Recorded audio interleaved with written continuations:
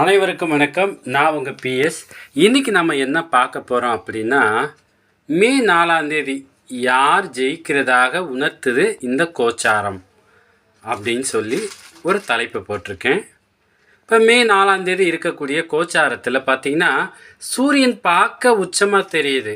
ஆனால் வீடு கொடுத்த செவ்வாய் அதற்கு விரயஸ்தானத்தில் போய் சனியோடு சேர்ந்துருக்கு.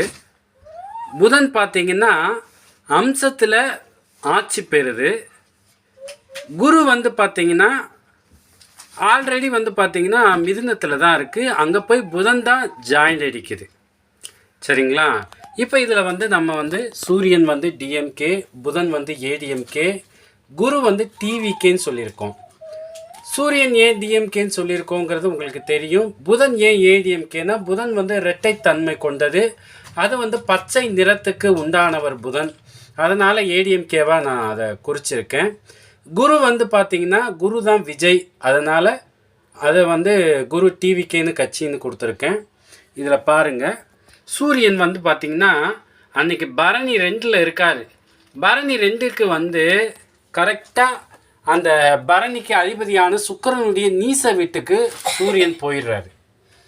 அது மட்டும் இல்லாமல் சூரியன் கேதுவுக்கு வீடு கொடுத்துருக்காரு. கேதுவுக்கு வீடு கொடுத்தா என்னங்க, கேது தான் விரக்தி, தடை, ஞானம், இதுக்கெல்லாம் காரக கிரகமான கேதுவுக்கு சூரியன் வீடு கொடுத்ததுனால இதையெல்லாம் அது பாடமாக கொடுக்க வாய்ப்பு இருக்குது.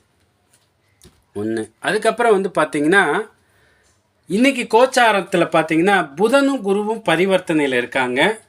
அதே மாதிரி 4/5/2026 அன்னைக்கு புதன் அம்சத்தில் மிதுனத்துக்கு போகிறாரு. குரு ஆல்ரெடி மிதுன ராசியில் இருக்கார்.